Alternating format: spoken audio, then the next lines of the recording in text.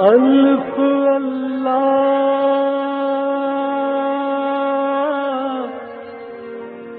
چمبے دی بوٹی میرے من وچ مرشد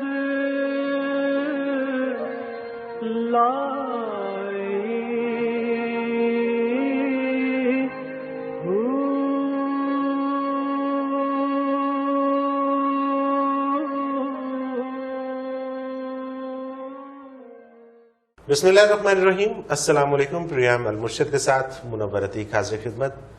ناظرین محترم، اس پروگرام میں آپ کے سوالات ہیں اور رہنمائی کے لیے ہمارے ساتھ موجود ہیں ہمارے بہت ہی محترم جناب حضرت امیر محمد اکرم ابان صاحب۔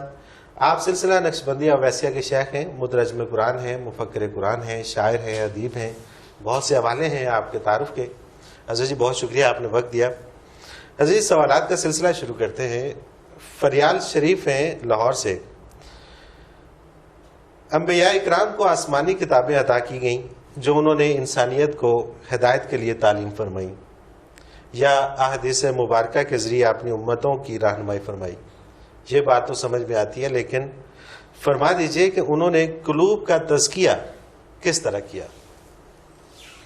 الحمدللہ رب العالمین، والصلاۃ والسلام علی حبیبہ محمد وآلہ وصحبہ اجمعین۔ اعوذ باللہ من الشیطان الرجیم، بسم اللہ الرحمن الرحیم۔ انبیاء علیہ الصلاۃ والسلام اللہ کے منتخب اور چنے ہوئے لوگ ہوتے ہیں، اور نبوت ایک کیفیت ہے قرب الہی کی، صحیح، جو بنیاد ہی جس کی قلب پر ہوتی ہے۔ ٹھیک۔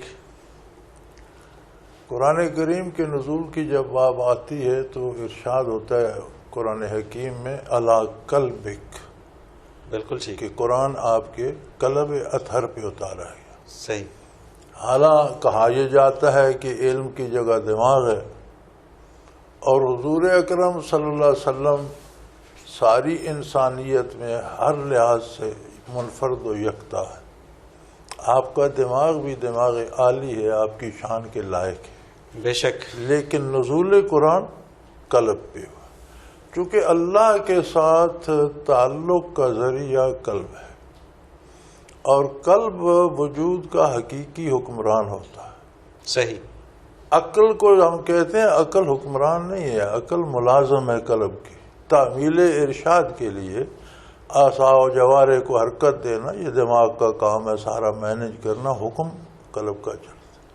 آپ اسے آسان کرنے کے لیے اس طرح بھی سمجھ سکتے ہیں کہ ایک آدمی سمجھتا ہے کہ یہ کام برا ہے، نہیں کرنا چاہیے، لیکن وہ کرتا ہے کیونکہ اس کا دل اسے کہتا ہے کہ کر۔ کیوں کرتا ہے؟ اس سے سوال کرو تو کہتا ہے میرا دل چاہتا ہے۔ دماغ کہتا ہے کہ یہ غلط ہے، صحیح، یعنی دماغ جو اسے ایکسیپٹ نہیں کرتا، جو اس کے اندر سے جو آواز آتی ہے کہ یہ جوا کھیلنا غلط ہے، وہ دماغ ہوتا ہے۔ دل کہتا ہے کھیلیں گے، وہ کھیلتا ہے۔ بالکل ٹھیک۔ اور بہت سی برائیاں ہیں جنہیں برائی کرنے والے برا سمجھتے ہیں عقل سے، صحیح، دل عادی ہے، دل کہتا ہے کرنا۔ تو تعلق باللہ جو بنتا ہے وہ دل سے ہی بنتا ہے۔ صحیح، بالکل ٹھیک۔ جو برکات و تجلیات کتاب کے ساتھ جو کیفیات ہوتی ہیں وہ نبی کے قلب پر ہی وارد ہوتی ہیں۔ کتاب الہی، خواہ پہلی کتابیں ہوں یا قرآن کریم ہو، ارشادات باری ہیں، اور جو بات کرتا ہے متکلم کا پرتو ہوتا ہے اس کے کلام۔ بالکل ٹھیک، بالکل ٹھیک۔ وہ کیفیت سب سے کامل، اکمل، مکمل انبیاء کے قلوب پہ آتی۔ پھر جو لوگ انبیاء سے مخاطب ہوتے ہیں، وہ جب انبیاء کی زبانی وہ اللہ کا کلام سنتے ہیں تو ان کی اپنی حیثیت کے مطابق وہ کیفیت ان کے قلوب پہ ٹرانسفر ہو جاتی ہے۔ بالکل صحیح ہے۔ اسی لیے صحابہ افضل نے براہ راست نبی کریم صلی اللہ علیہ وسلم سے وہ کیفیت لی۔ صحیح، ورنہ نمازیں آج ہم بھی وہی پڑھتے ہیں جو پڑھتے تھے، قرآن ہمارے پاس بھی وہی ہے جو ان کے پاس تھا، حدیث ہمارے پاس بھی وہی ہے جو ان کے پاس تھی، تو پھر وہ افضل کیسے ہو گئے؟ انہوں نے براہ راست نبی کریم صلی اللہ علیہ وسلم سے سنا، اور وہ کیفیات جو تجلیات باری قلب اطہر میں تھیں انہوں نے اپنی اپنی ظرف کے مطابق وصول کی۔ صحیح، بالکل ٹھیک۔ اس کے بعد وہ لوگ افضل ٹھہرائے گئے جنہوں نے تابعین سے سنا، تبع تابعین سے، اور اسی طرح امت میں ایک طبقہ آ رہا ہے۔ اور یہی تصوف ہے جس پہ بہت بحث ہوتی ہے کہ قرآن سنا جائے تو اس کی کیفیات دل پہ وارد ہوں، دل کو صاف کر کے ذکر الہی سے اس قابل کیا جائے کہ اس پہ کیفیات آ جائے۔ بالکل ٹھیک، بالکل صحیح۔ جنت کی بات ہو تو دل میں خوشی آئے، دوزخ کی بات ہو تو اندر بندہ لرزے، جس طرح کی بات ہو وہ کیفیت دل پہ وارد ہو۔ تو انبیاء کا کام یہ ہے، ان سے یہی نعمت نصیب ہوتی ہے۔ بالکل صحیح، بالکل صحیح۔ عزیز جی، اگلا سوال شامل کرتے ہیں۔ نعمان احمد ہیں کراچی سے، یہ کہتے ہیں کہ میرا بہت دل چاہتا ہے کہ میں بہت نیک بن جاؤں، لیکن ایسا ہو نہیں پا رہا، کیا کروں؟ دل نہیں چاہتا، دماغ چاہتا ہے۔ دماغ چاہتا ہے۔ اگر دل چاہتا ہوتا جب دل چاہے گا تو ہو جائے گا۔ دل جو چاہتا ہے وہ کر کے رہتا ہے۔ ابھی آپ کا دماغ چاہتا ہے، اس کو دل میں اتاریں۔ کیسے دل میں کیسے اتاریں؟ دل کو صاف کریں۔ کیسے؟ اللہ کی یاد سے ذکر کیا کریں۔ نبی کریم صلی اللہ علیہ وسلم کا ارشاد ہے لِكُلِّ شَيْءٍ سِقَالَہ، ہر چیز کی پالش ہوتی ہے۔ وَسِقَالَةُ الْقُلُوبِ ذِکْرُ اللَّہ، سبحان اللہ کا ذکر دلوں کی پالش ہے۔ بالکل ٹھیک۔ تو ذکر کریں اور کسی صاحب دل سے ذکر سیکھیں۔ صحیح۔ ایک اور سوال یہ اسم اعظم کے حوالے سے ہے، راہیلہ چودھری ہیں پنڈ دادن خان سے۔ میں نے سنا ہے کہ اسم اعظم پڑھ کے جو بھی خواہش کریں وہ پوری ہو جاتی ہے۔ حضرت جی رہنمائی فرما دیجئے کہ یہ اسم اعظم کیا ہے، اسے کس طرح حاصل کیا جا سکتا ہے؟ بچے، بات یہ ہے کہ کچھ بھی کر کے انسان اور بندہ ہی رہتا ہے، اللہ کی جگہ نہیں لے سکتا۔ کوئی شک نہیں۔ یہ شان اللہ کی ہے کہ جو چاہے ہو جائے، سبحان اللہ، بندے کو نصیب نہیں۔ سبحان اللہ، سبحان اللہ۔ اور یہ کتنی ایک سمجھنے والی بات ہے، لیکن بہت سارے لوگ جو ہیں وہ اس کے پیچھے دوڑ لگائے ہوئے ہیں کہ میرے کام شاید اس وجہ سے ہی ہوتے ہیں۔ جہاں تک میں سمجھتا ہوں، مجھ سے اس بات پہ لوگ ناراض بھی ہوئے ہیں، آپ کے ٹی وی اینکر بھی ناراض ہوئے ہیں، جی ہم نے اتنے سال تحقیق کی تو فلاں اسم اعظم۔ میں نے کہا میں ایک بات جانتا ہوں، اللہ کا ذاتی نام ایک ہے، وہ ہے اللہ۔ صحیح۔ اس کے علاوہ جتنے نام ہیں وہ صفاتی نام ہے۔ بالکل ٹھیک۔ صفاتی نام کسی ایک صفت کا مظہر ہوگا، ٹھیک ہے۔ اس میں ذات تمام صفات کا مظہر ہے، تو پھر اسم اعظم کون ہوگا؟ کوئی شک نہیں اس میں۔ بات یہ ہے کہ اللہ اللہ کرنے کا طریقہ سلیقہ آ جائے۔ صحیح۔ اس سے یہ نہیں ہوتا کہ آپ جو چاہیں ہو جاتے ہیں، اس سے یہ ہوتا ہے کہ آپ وہ کرتے ہیں جو اللہ چاہتا ہے۔ سبحان اللہ، سبحان اللہ۔ یعنی کہ آپ کی توجہ ہی اسی طرف چلی جاتی ہے۔ اسم اعظم آ جائے تو ہوتا یہ ہے کہ آپ وہ کرتے ہیں جو اللہ چاہتا ہے، اللہ چاہتا ہے۔ آپ وہ چاہتے ہیں جو اللہ چاہتا ہے۔ سبحان یہ اللہ۔ نہیں کہ آپ کو اسم اعظم آ گیا تو آپ اللہ کی جگہ براجمان ہو گئے، جو آپ چاہیں وہ ہوگا، یہ نہیں ہوتا۔ اللہ اکبر، اللہ اکبر۔ آپ چاہیں نہ چاہیں ہوتا وہی ہے جو اللہ چاہتا ہے۔ جو اللہ چاہتا ہے۔ آپ کو اسم اعظم آ جائے تو آپ میں وہ تبدیلی آ جاتی ہے کہ پھر آپ اسی پہ راضی ہو جاتے ہیں جو اللہ چاہتا ہے، پھر آپ وہی چاہنے لگ جاتے ہیں۔ سبحان اللہ۔ اور کہتے ہیں جو میں چاہتا ہوں ہو رہا ہے، بھئی وہ تو آپ فنا ہو گئے اس میں۔ اللہ اکبر۔ تو یہ برکت ہے اسم اعظم۔ بالکل صحیح، بالکل صحیح۔ اچھا حضرت جی، ایک اور سوال ہے، اظہر خورشید ہے فیصل آباد سے۔ یہ کہتے ہیں کہ شکر کی اصل حقیقت کیا ہے؟ شکر ایک احساس ہے کس چیز کا؟ کہ مجھ پر اللہ کے کتنے انعامات۔ سبحان اللہ۔ جب یہ ادراک ہو جائے، میرا ایک ملازم ہے جو یہاں جانوروں کی دیکھ بھال کے لیے تھا، وہ اس دفعہ اعتکاف بیٹھا ہوا تھا اور بالکل ان پڑھ ہے۔ ٹھیک ہے۔ میری اس سے کل بات ہوئی تو کہہ رہا تھا کہ جب میں گھر والوں کو بھی بتا رہا تھا کہ میرے ساتھ ایک ساتھی اعتکاف بیٹھا ہوا تھا، اس کی دونوں بازو بھی کونیوں سے کٹے ہوئے تھے اور گھٹنوں کے نیچے دونوں ٹانگیں بھی نہیں۔ اللہ اکبر۔ تو وہ کہہ رہا تھا کہ میں نے وہاں سے یہ سیکھا ہے کہ جس بندے کو اللہ نے پورے اعضاء و جوارے، آنکھ، ناک، کان، ہاتھ، پاؤں دے دیے، اسے دنیا کی ساری دولت دے دی، کوئی شک نہیں ہے اس میں، کوئی شک نہیں، یہ ایک ان پڑھ کا تجزیہ ہے۔ کوئی شک نہیں ہے اس میں۔ جب اس طرح کا ادراک ہو جائے، احساس پیدا ہو جائے کہ مجھ پر اللہ کے کتنے احسانات ہیں، تو یہ جذبہ جو ہے یہ شکر کہلاتا ہے۔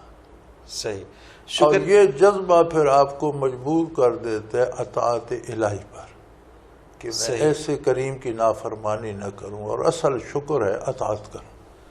اصل شکر اطاعت کرنا ہے۔ یہ اس جذبے کے نتیجے میں اطاعت پیدا ہو۔ سبحان اللہ، سبحان اللہ۔ یہ جذبہ پہلے دل میں پیدا ہو کہ جو میرے پاس ہے۔ اچھا، کچھ لوگ تو اس قدر آگے چلے جاتے ہیں کہ جی مجھے دیا گیا ہے، یہ ظلم ہے، یہ چیز تو وہ زیادتی ہے۔ سوچتے نہیں ہے کہ نبی کریم صلی اللہ علیہ وسلم کا ارشاد ہے کہ دنیا کے معاملے میں اپنے سے نیچے دیکھو، صحیح، دین کے معاملے میں اپنے سے اوپر دیکھو، سبحان اللہ، کہ سبحان فلاں اتنا دین کا کام کرتا ہے میں کیوں نہیں کر رہا۔ دنیا کے معاملے میں اپنے سے نیچے دیکھو کہ کتنے لوگ ترس رہے ہیں ان چیزوں کو جو میرے پاس ہے۔ اللہ اکبر، اللہ۔ یہ اصول ہے۔ اور اس میں کوئی شک نہیں ہے۔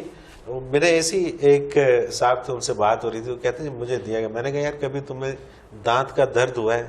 کہتا بہت بہت شدید درد ہوتا ہے۔ میں نے کہا اب تو نہیں ہو رہا؟ کہتا نہیں۔ میں نے کہا شکر ادا کرو نا یار، کتنی تکلیف سے اللہ تعالیٰ نے تجھے بچایا ہوا ہے۔ تم خود اسی کی عطا ہو، صحیح بات، صحیح بات، تمہاری روح، تمہارا وجود، تمہارا ایک ایک باڈی سیل اسی نے تمہیں دیا۔ آنکھ کے سل لے لے، بینائی لے لے، کان کی سنوائی لے لے، ہاتھ لے لے، پاؤں، پھر اور یہ پلک جھپکتے میں ہو جاتا ہے۔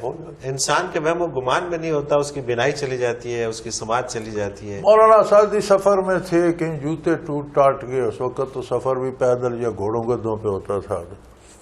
کسی شہر میں مسجد میں نماز پڑھی تو لوگ باہر نکلے، سعدی علیہ رحمہ بھی باہر نکلے تو لوگ جوتے پہننے لگے، تو انہیں حسرت آئی کہ یار میرے پاس تو جوتا بھی کہ باہر نکل کے پہنوں۔ تو فرماتے ہیں کہ میں جب مسجد سے نکلا تو گلی میں ایک بندہ جا رہا تھا جس کا پاؤں ہی نہیں تھا۔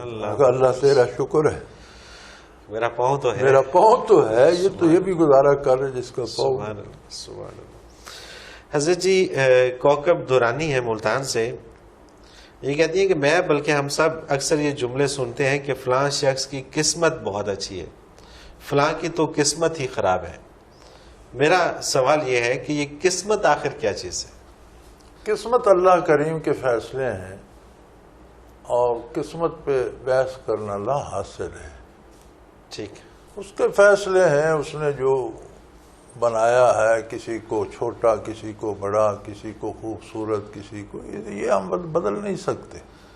صحیح، اس نے قسمت کے ساتھ ہمیں نیکی اور برائی کا شعور بھی دیا ہے، کتاب بھی دی ہے، نبی کریم صلی اللہ علیہ وسلم جیسا عظیم رہنما اور ناصح بھی دیا ہے۔ بالکل ٹھیک۔ ہم جو کر سکتے ہیں، جو ہمارے اختیار میں ہے، وہ یہ ہے کہ ہم اللہ کے نبی سے برکات حاصل کریں، اللہ کی رضا کا پوچھیں، اور اس سمت کوشش کریں کہ وہ فرماتا ہے کہ جو میری راہ کی طرف کوشش کرتا ہے میں اس کے لیے راہیں کھول دیتا ہوں، کوئی شک نہیں، کوئی شک نہیں۔ اور ہمارا فیصلہ اگر اس کے خلاف ہے تو ہمارا کردار ہماری قسمت بن جائے۔ بالکل صحیح، بالکل صحیح۔ حضرت جی ایک بریک پہ جانا ہے۔ ناظرین محترم، اگر آپ بھی اس پروگرام میں شامل ہونا چاہیں تو اسکرین پہ ہمارا نمبر موجود ہے، نوٹ فرما لیجئے 0333495521، اور اسی طرح سے ہمیں اگر آپ ای میل کے ذریعے اپنا کوئی سوال بھیجنا چاہیں تو ای میل ایڈریس اسکرین پہ موجود ہے، questions@almurshid.tv۔ اس پہ آپ اپنا سوال ہمیں بھیجیے، آپ کا سوال اس پروگرام میں ضرور شامل کریں گے۔ ایک مختصر کمرشل بریک، اس کے بعد حاضر ہوتے ہیں، ہمارے ساتھ رہیے گا۔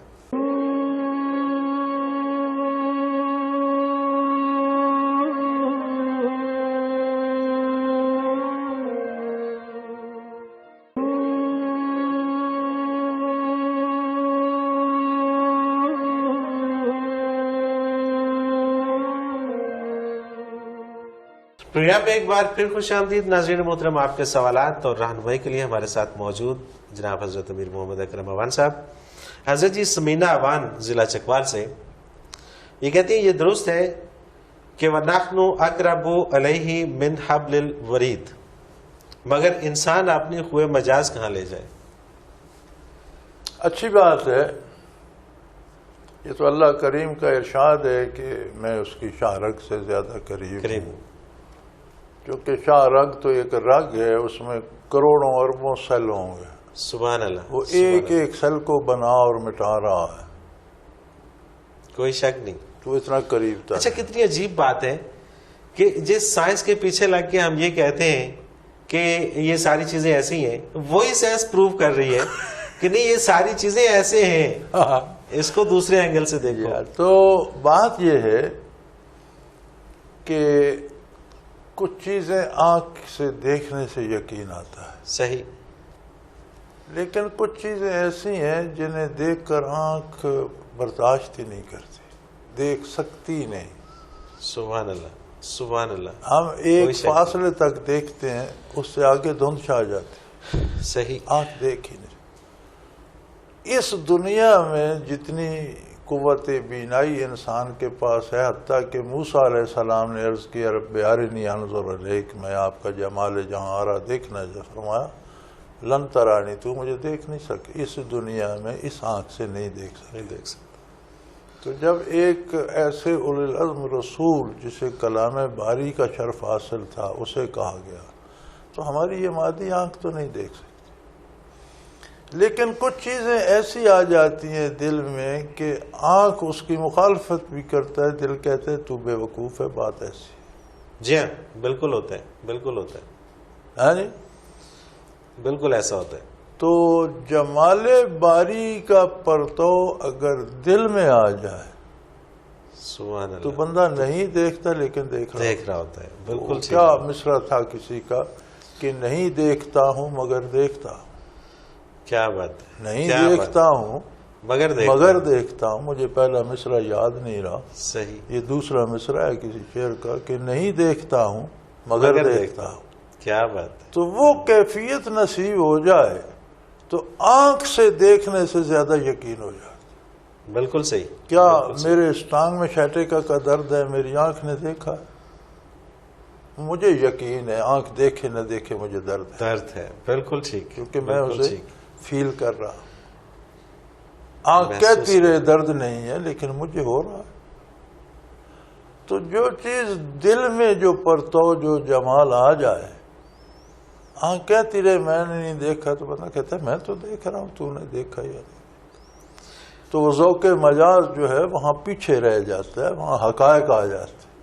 مجاز پھر مجاز ہے، صحیح، بالکل، لفظی مجاز ہے، لفظی مجاز ہے۔ تو جہاں حقائق آ جائے اللہ مجاز کی ضرورت باقی ضرورت نہیں رہتی۔ بالکل ٹھیک بات، بالکل صحیح۔ عبد الودود پشاور سے یہ کہتے ہیں جی شرح صدر سے اصل میں کیا مراد ہے؟ شرح صدر، اس سے اصل مراد کیا ہے؟ اصل مراد یہ ہے کہ حقائق اس کے دل کو سمجھ آ جائے۔ صحیح، یعنی دل کو بہت غلطیاں لگتی ہیں، خوبصورت چیزوں پہ فدا رہتا ہے، جھوٹ موٹ پہ آ جاتا ہے۔ جب اسے اصل حقائق سمجھ آنے لگے تو یہ شرح صدر ہوتا ہے، اور یہ اللہ کی عطا ہوتی ہے۔ اور اللہ کریم فرماتے ہیں کہ جو میری طرف رجوع کرتا ہے، توبہ کرتا ہے، خلوص دل سے آتا ہے، یشرح صدرہ للاسلام، تو سلامتی کے مذہب کے لیے اس کے دل کو کھول دیتا ہوں، اسے وہ باتیں سمجھ آنے لگ جاتی، اس کے دل میں اترنے لگ جاتی۔ اور اگر کوئی میری نافرمانی کرتا ہے تو میں اس کا سینہ تنگ کر دیتا ہوں، اور باتیں اسے مشکل اور کڑوی لگنے لگ جاتی۔ یہ انسانی رویوں اور انسانی فیصلوں پہ منحصر ہے کہ اللہ کریم نے انسان کو یہی تو اختیار دیا ہے، نہ پیدا ہونے کا اختیار ہے، نہ مرنے کا، نہ اپنی شکل بنانے کا، نہ قد بنانے کا، نہ روزی کا، نہ کوئی سہارا، تو پھر اختیار ہے کیا؟ یعنی جو نیکی کی جانب بڑھنا شروع ہو جاتا ہے اس کے لیے راہیں کھلنا شروع ہو جاتی ہیں، راہیں اسے نیکی کی لذتیں آنا اور اس کے دلائل دل میں آنا شروع ہو جاتے ہیں۔ بالکل یہ شرح صدر ہے، صحیح، بالکل صحیح۔ اور اگر بندہ دل اس کا رائے دینے سے ہی رہ جائے اور کوئی دل کی بات ہی نہ دھند برائی کی طرف چل پڑے تو یہ سینے کی تنگی دئیے کرنا، سینے کو تنگ کر دیتے ہیں، دل کو تنگ کر دیتے ہیں، اسے کوئی سمجھ نہیں آتا۔ اللہ اکبر۔ اللہ تعالیٰ کرے کہ اللہ سب کے سینے کھول کھول دے۔ عامر حبیب ہے ابو ظبی سے، یہ کہتے ہیں موجودہ دور غالباً پچھلے تمام ادوار سے زیادہ افراتفری اور بے اعتدالی و بے سکونی کا دور ہے، جس میں خصوصاً نئی نسل کو قسم قسم کے چیلنجز پیش آ رہے ہیں۔ اس سب سے بچنے کے لیے بحیثیت صوفی آپ ہماری کیا رہنمائی فرمائیں گے؟ گزارش یہ ہے، پہلی بات تو یہ ہے کہ یہ ہماری غلط فہمی ہے کہ اس دور کے مصائب بڑے ہیں۔ اچھا، اس سے پہلے بھی بے شمار دور ایسے گزرے ہیں جن میں انسانوں نے بڑی مادی ترقی بھی کی، بڑی فحاشی بھی کی، بڑے جرائم بھی کیے، بڑی جنگیں بھی ہوئیں، بڑے خون بھی بہے۔ اس زمین پہ وہ دور بھی تھا جب انسانوں کو شکار کر کے پکا کھاتے تھے۔ اللہ اکبر، بے شک بے شک، وہ یہ تو دور ہے، تاریخ کا حصہ ہے۔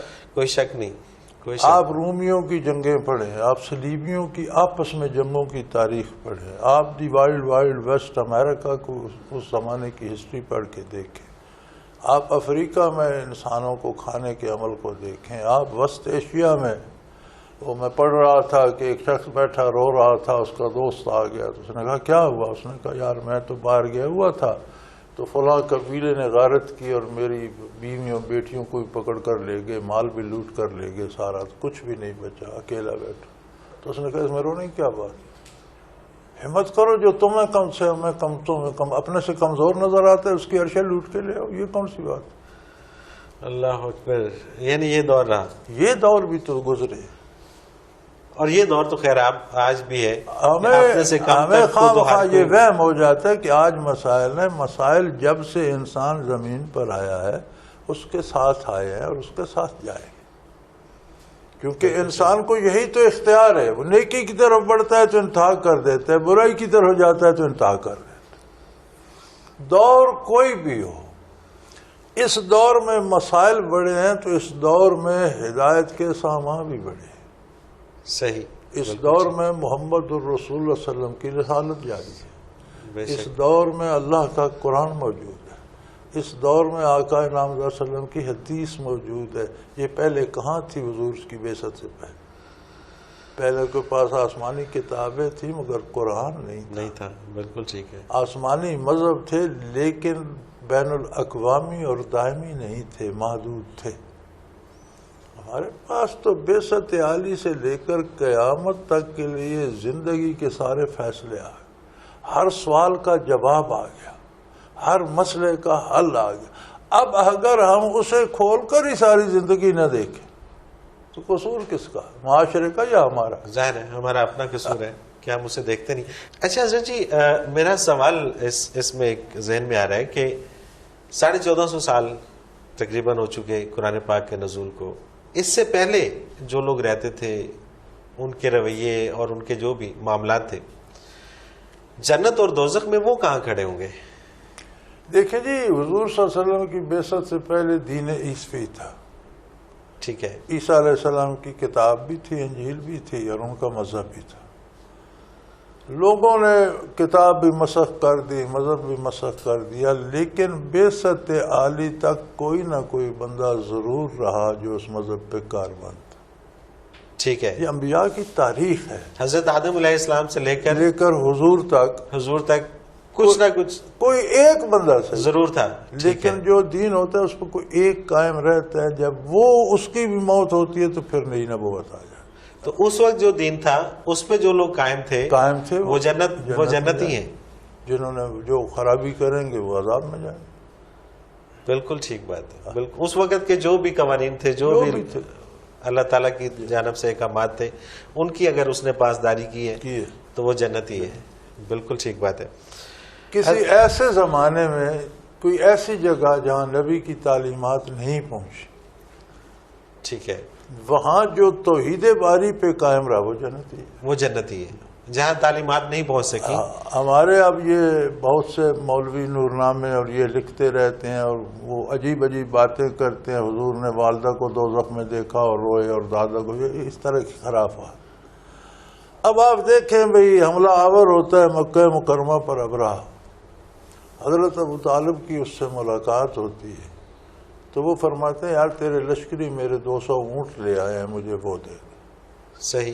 وہ کہتا ہے میں بڑا حیران ہوں، مجھے کہا گیا کہ قریش کا سردار اور رئیس ملنا چاہتا ہے، میں آپ کا کعبہ ڈھانے آیا ہوں۔ تو میں سمجھا کعبے کے لیے مجھ سے بات کریں گے تو اونٹوں کی کیا بات ہے؟ انہوں نے فرمایا دیکھو اقرا، میں اونٹوں کا مالک ہوں۔ کیا بات ہے، کیا بات مجھے ہے، اونٹوں کی فکر۔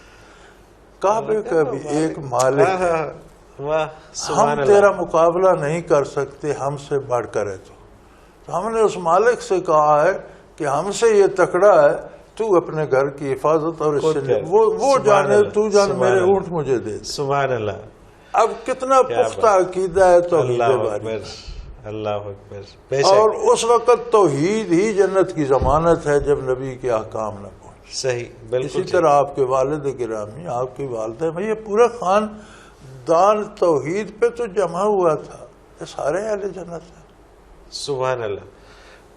دیکھیے نا، اب اس سے آ کے وہ اب ہم بھی ختم ہو گئے، وہ جو لوگ طرح طرح کی باتیں کرتے ہیں اس طرح سے اس طرح سے۔ بھئی یہ سارا کائنات، یہ آثار، یہ سورج چاند ستارے، یہ ایک ایک قطرہ کوئی یار اسے چلا رہا ہے، چل رہا ہے، چل رہا ہے، بے شک بے شک۔ اور کوئی ایسا ہے کہ جس کے کوئی بات رد نہیں کر سکتا، ورنہ کبھی وہ کہتا میں نے دن کرنا ہے، دوسرا کہتا رات کرنی ہے، کوئی جھگڑا تو ہوتا، سورج چلو تاخیر سے نکلتا، جلدی غروب ہو جاتا، کچھ تو ہوتا، کوئی گڑبڑ بالکل نہیں صحیح۔ ہوتی، جس کا مطلب ہے کوئی اکیلا ہے، واحد ہے، بے شک اور بے شک۔ ہمیشہ سے ہے، اس میں کوئی کمزوری نہیں آتی، بوڑھا نہیں ہوتا، کچھ نہیں ہوتا، اسے کوئی بات بھولتی نہیں۔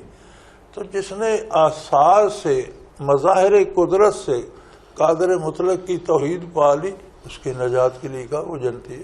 بے شک بے شک، بلکہ اب تو سائنس اس بات کو مان چکی ہے کہ اگر کوئی سیارہ ایک سیکنڈ بھی لیٹ ہو جائے تو کائنات میں سارا کائنات تباہی آ جائے تباہ ہو گی۔ گئی۔ حضرت جی وہی ہوا کہ پروگرام کا وقت آپ نے اختتام کو پہنچ گیا۔ بہت شکریہ آپ نے وقت دیا۔ ناظرین محترم، آپ بھی اگر اس پروگرام میں شامل ہونا چاہیں، اپنا کوئی سوال ہمیں بھیجنا چاہیں تو اسکرین پہ ہمارا نمبر موجود ہے، نوٹ فرما لیجئے 0333495521۔ اور اگر آپ ہمیں میل کرنا چاہیں تو ای میل ایڈریس بھی اسکرین پہ موجود ہے، questions@almurshid.tv۔ اپنا کوئی بھی سوال ہو ہمیں بھیجیے، ہم اس پروگرام میں ضرور شامل کریں گے اور رہنمائی لیں گے حضرت جی سے۔ اس کے ساتھ ہی منورتی کو اجازت دیجیے، اللہ حافظ۔ لا